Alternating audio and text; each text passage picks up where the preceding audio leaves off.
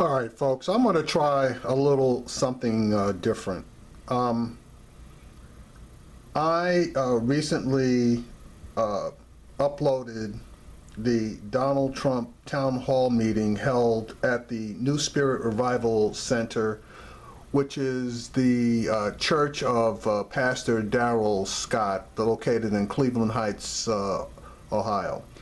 Now, I uploaded that particular video, and I'm not sure whether I'm going to attach this video to that one. I'll decide by the time I finish my comments. But anyway, I uploaded that entire video so that people could see for themselves what happened at that particular, I'm going to call it a Mutual Admiration Society meeting for Donald Trump. The reason that I say it was a Mutual Admiration Society for Donald Trump is because Mr. Hannity, who has made no bones about the fact that he supports Donald Trump, and even recently made a helped make an 8-minute commercial for Donald Trump, which Fox News admonished him on and told him that he better not do it again, otherwise they would fire him. Anyway,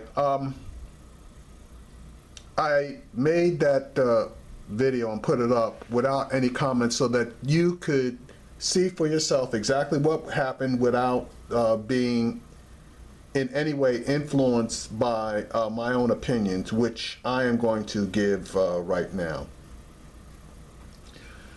First of all, Hannity is always claiming that the left or progressives are always stoking racial tensions. And for the first 15 minutes or so, that was his time with Mr. Trump espousing his thoughts and views. Now, this was supposedly an African-American audience, which it partially was, but it was basically the same thing as was done at that Detroit church, where the audience was basically handpicked, okay? And you'll see what I mean by handpicked if you view the video. Anyway, Mr. Hannity, as usual, claims that everything that is wrong in the inner cities and in the country, actually, is President Obama's fault. He fails to mention that after the first 2 years of the Obama administration, he got a Congress that refused to work with him. And it was so bad that on the day of his inauguration, a group of GOP congressmen, including Mitch McConnell and John Boehner, got together and decided that they would not do anything to help Obama move the country forward. So no matter what Obama did, if Obama agreed with them 100%, they would change their opinions just so as not to be in agreement with him. But Mr. Hannity failed to mention that. He also blames Obama for the large amount of the national debt, but he fails to mention that $6 trillion of that debt is on former President Bush because of the 2 wars that he got us into, not to mention and not including the large tax cuts that he made, which further reduced the amount of revenue coming into the government. That might have a little bit to do with the amount of debt that President Obama was left holding the bag for. So again, Mr. Hannity loves blaming Obama for any and everything, but his memory falls a little short once it goes past 8 years. Now, he quoted a whole lot of stats. A lot of stats. And honestly, a lot of those stats are absolutely true. No getting around it. But the stats as far as unemployment and job participation, et cetera, have always lagged behind the national averages because we just aren't employed to the same levels as whites are in this country. And obviously there are reasons for that. Mr. Hannity loves jumping to Chicago crime and the murder rates. Loves doing that. And honestly, he did it once again in that first 15 minutes of his, shall we call it, rant against Obama. Okay, so as he continued on, he stated that he was going to turn this town hall meeting over to his audience, which he didn't, okay? This town hall meeting was basically a parade of Trump supporters and surrogates. Trump talked about making changes, but he never went into any specifics about making those changes. His thing was, what do you have to lose? Honestly, a lot.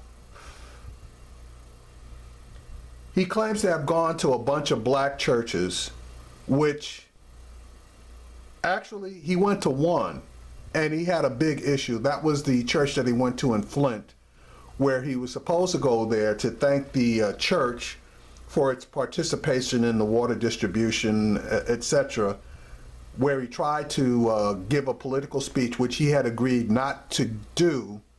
And then when the pastor checked him, he was out of that church in a little over 90 seconds. And then the following day, he denigrated the pastor, claiming it was a setup. Everything's a setup when it doesn't go Donald Trump's way. He had no specifics on his economic plan, but as usual, he always claims it's about jobs, about jobs, about jobs. And he is partially right. A lot of this has to do with jobs. One thing you'll note is that when people are working, and they're working good jobs, and their economic conditions rise, the level of crime falls. So as unemployment goes down, the level of crime goes down. Why is that? That's because people are too busy working. Young men and women are too busy working. They have a lot less idle time on their hands. They're feeling better about themselves. Therefore, they're not as predicated to think about doing things that they shouldn't. There was a statement that was made that you don't see a high crime rate in a neighborhood that has an average credit score of 700, and that's true. Why do they have an average credit score of 700? Because they're working, they're paying their bills, and they're paying taxes, okay? Now, one of the other things that Mr. Trump said was that he was going to remove the Johnson Amendment. For those of you who don't know what the Johnson Amendment is, that amendment was created so that churches, in order to maintain their tax-exempt status, could not make political pronouncement from the pulpit. That was done by Lyndon Baines Johnson, okay? And that does not allow people like Darrell Scott in his position of pastor to endorse any political candidate or make any type of a political statement. All right, one of the other things that went down was Donald Trump's always talking about how bad the schools are, how unsafe the streets are, and how people coming out of their homes, black people coming out of the homes. Let me emphasize the fact that this was supposed to be a town hall addressing black people and their issues, so that black people coming out of their homes were not safe and would be shot on the street. He also made mention about removing Common Core. And then he and obviously Mr. Hannity started blaming Obama for all of the race issues. Hannity loves jumping to that 3,660 Chicago deaths since Obama has taken office. And in my opinion, he's wrong about Obama being responsible for it, but he's possibly right as far as government being partially responsible for it. Why do I say that? Because a lot of those guns that are used in the murders of black people in Chicago, and all 3,660 people are not black people, okay? Let's just get that clear. And also, let's get clear that Sean Hannity is claiming that nobody knows the names of those 3,600 plus people. And honestly, he didn't, but somebody asked him if he knew any of the names, so what did he do? He went out and had his staff compile all of the names so that that argument couldn't be used against them. My response to Mr. Hannity would have been, since it's media's job to let us know about these things, how come you haven't been doing that? But that's neither here nor there. Now, Donald Trump did make a decent comment, and I say decent, about the police officer who killed the gentleman up in Tulsa, Oklahoma. That was Terrence Crutcher. And that something had to be wrong, either she choked or something. And since that comment was made on the 21st, the Benevolent Order of Police, the largest police organization in the country, came out and chastised him. They didn't pull their endorsement, but they chastised him for making that statement. And in case you didn't know, which I'm pretty sure you do, that lady has been arrested and charged with first-degree manslaughter. There was no further condemnation of the police anywhere in this 1-hour town hall meeting. Then Mr. Hannity decided to go back to Chicago and rant and rail about that. And Mr. Trump made his usual statement that the streets of Chicago are less safe than being in Afghanistan. He went on to praise Rudy Giuliani for his stop and frisk policy, which black people in New York hated. It was racist. It targeted black and Hispanic people primarily. 80% of the stops that were made on black and Hispanic people. And they started calling Rudy racist Rudy because of that policy. Now, the murder rate did drop in New York from 2,500 down to 500 over the 8-year period. But there was a reason for that, and it wasn't stop and frisk. The reason for it was that the economy in New York City rose, and it rose substantially. So as I stated previously, that when economic conditions go up, crime rates go down. They proceeded to bring up the fact that the Clinton people are consistently pulling the race card on Donald Trump, and made a statement that the deplorable people are not redeemable. Well, all of Trump's supporters are not deplorable, and even the deplorable are somewhat redeemable. He continued on to say that we have spent $6 trillion in the Middle East. building schools and doing various things over there. Obviously, bombing them and killing them was part of that.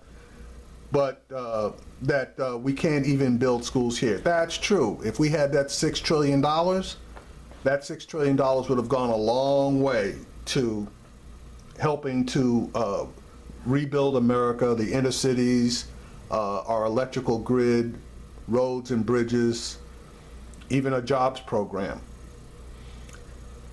Then, unsurprisingly, they went on to criticize the Clinton Foundation contributions from foreign parties, which, if you do your research, all of that money that is received by the Clinton Foundation, 90% of it was used directly and can be traced directly to helping people, especially in Africa. 10% was used for administration, and every dime was accounted for. Unlike Donald Trump's foundation, that had none of his own money, which that's, that in my opinion is not a sin, but he used that money in order to satisfy personal debts of his for-profit businesses in more than 3 cases. But of course they weren't going to mention that. Okay, so that was the end of the first segment of that town hall meeting. Again, that meeting was supposed to be primarily questions by the audience. So after the commercial, 17 minutes into the show, you got the first question by an audience participant, and that was how Mr. Trump plans on stopping black-on-black crime in black communities. And Mr. Trump jumped straight to instituting stop and frisk. Now, stop and frisk has been declared unconstitutional by the Supreme Court. So that might be a problem. The other problem is the person who created stop and frisk is Bill Bratton, the former police commissioner in New York. He has subsequently moved on to Massachusetts.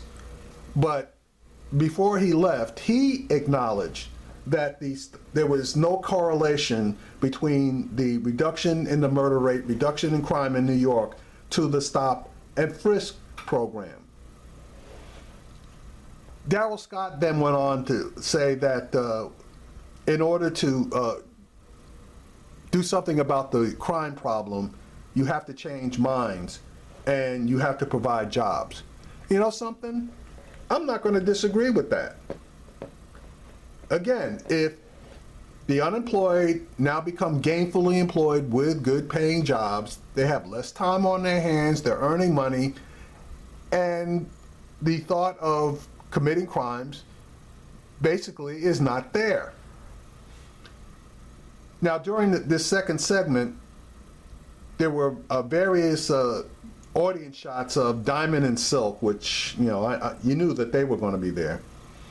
And then Mr. Trump went on to talk about inner city schools being devastated.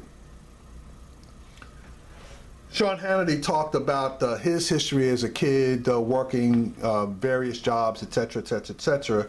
And I'd like to remind him that there are no summer jobs programs for the inner city youth. Why is that?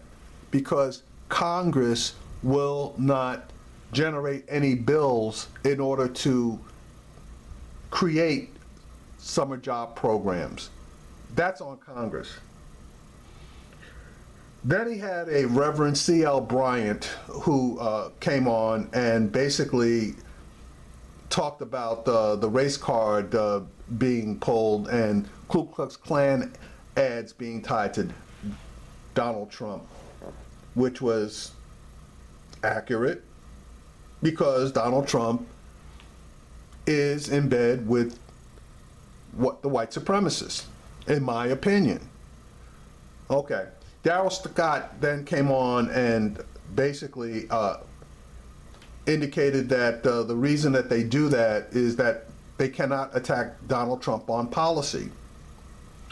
He said that claims of racism is all they have. And that's pretty much true only because Donald Trump has no policy. Who we all know, and I'm not going to say love, particularly since he screwed Mike Tyson and got him a tax attorney to represent him in his rape case against Ms. Washington at the Miss America pageant. And everybody saw what was going on there. How do you get a tax attorney to represent your client in a rape case? Made absolutely no sense. So he basically threw Mike Tyson to the wolves. Don King said that Donald Trump is going to change the system. How is he going to do that? He's going to call people out. He's going to be for inclusion. He's going to create a new system. How is Donald Trump by himself going to create a new system? That would have been a question that I would love to have asked him, but I wasn't there, so not possible. Don King ended this particular segment with a rah-rah deal for Donald Trump. Okay, so you notice 2 sessions, 1 question. In the next block, you had Niger Innis, son of Roy Innis, who's probably rolling over in his grave about how his son is acting, Larry Elder, and Omarosa. We got our second question from the audience 30 minutes in, and the question had to do with what Donald Trump was going to do about drug sentencing and the incarceration rate. Well, of course he didn't answer that question. He just started talking about building the wall and providing help for addicted people.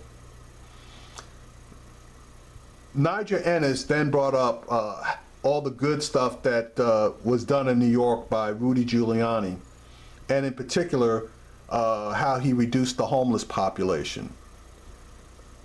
Let me tell you how the homeless population was reduced. What Mr. Giuliani did was he rounded up all of the homeless people, gave them $50 and put them on buses out, going out of New York, and told them never to come back. So he basically exported the homeless population to various cities around the country. And it worked because they didn't come back. Excuse me. Larry Elder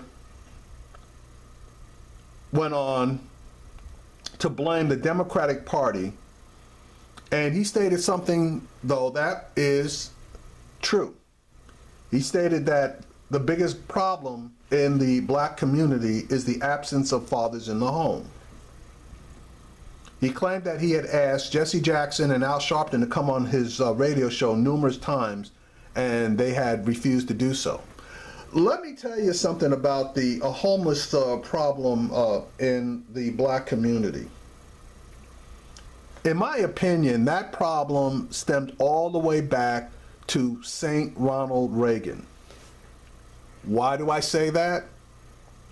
Because it was St. Ronald Reagan who was responsible, along with the CIA, for flooding the black community with drugs, all kinds of drugs, so that the black males within the community, for whatever reason, fell prey to the drug culture. And then, a couple of administrations later, Bill Clinton exacerbated the problem by increasing sentencing, especially on drugs. So you had one president who basically stuck needles in a lot of arms, and then you had another president that basically put him in jail for the actions of the first president. But that's where it basically stemmed from. Things were picking up after Lyndon Johnson basically had signed off on the various civil rights acts, housing acts, voting acts, etc. Things were picking up. But Mr. Reagan needed to finance his secret war, and the best way to do it was to suck money out of the poorer communities, and in particular the minority communities, and in particular the black community, by flooding the community with drugs. So that's another story, which I'll probably tell at another time. The last person that spoke during that particular segment was Omarosa. And she did a promo on herself about the 3 times that she was on The Apprentice, where Donald Trump basically fired her, but that he also helped promote her to do a show on TV One, which is a black-owned TV network. They trumpeted the fact that Trump hires a lot of minorities, and I can't honestly say that they're wrong about that, but I will say that racists tend to hire a lot of minorities because they try to hire them below standard wages, et cetera, et cetera. So just because you hire a minority, that doesn't mean that you're not racist against them. Ms. Manigault, in turn, asked for her diversity coalition to stand, and she made reference to the 100 ministers that were assembled in New York, and it was billed as 100 African-American ministers that were going to come out in support of Donald Trump. Well, that was a lie, and that got blown up before the meeting even occurred. And it was coordinated both by Ms. Manigault, Omarosa, along with Darrell Scott and a couple of other black ministers that are in the Trump camp. And people did subsequent interviews stating how phony it was, how Donald Trump really didn't say much of anything, and they just weren't not going to stand for it. Now, he did go to a Detroit church, which was a setup, and he did give a good speech. But the church was not full. Ms. Manigault indicated that there were at least 1,000 people there. Well, there were other reports that the church was half full and there were maybe 500 people at the church. And they were all hand-picked. That pretty much ended that particular segment. And then the next segment they gave to Dr. Ben Carson, who loves Donald Trump's ass, because he stood with him at one of the debates where Ben Carson didn't hear his name called, and Trump stood with him until they had called Trump's name, and then Trump had him come out at the same time that Trump did. So Ben Carson kind of liked that. And then the other thing that Ben Carson liked was that Donald Trump called out the moderator for not asking Carson a bunch of questions. Now, if you watch that particular segment, in my opinion, Carson really didn't have the drive to run for president, but he got talked into it by hundreds or thousands of people. Being talked into something by somebody else when your heart really isn't in it is no reason to do something. You have to do something because it's in your heart to do it, and that creates the drive for you to succeed. Apparently, Ben Carson didn't have that drive.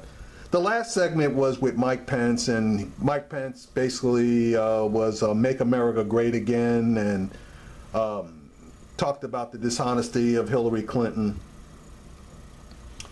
So my thing was, at the end, this black outreach was a bunch of bullshit, and Donald Trump did thank Darrell Scott for providing the facility for this quote-unquote town hall meeting in front of a black church to occur. The crowd was asked if they believe they were better off now than they were 8 years ago. The crowd yells no. The crowd was stupid because everybody acknowledges that the country and black people are better off now than they were 8 years ago, with unemployment at approximately 20 for the black community, things were going to hell in a handbasket. The black community lost approximately $1 trillion or 50% of its wealth because of the housing collapse, etc. All of that's been stabilized. The unemployment rate is down for the black community to approximately 8% or so. Black people are buying houses. The average income of the country and black people has risen, and we have caught up to the point where we were 8 years ago and possibly just a tick higher. So for them to yell no, to me, just told me how totally uninformed and biased they are in favor of Donald Trump.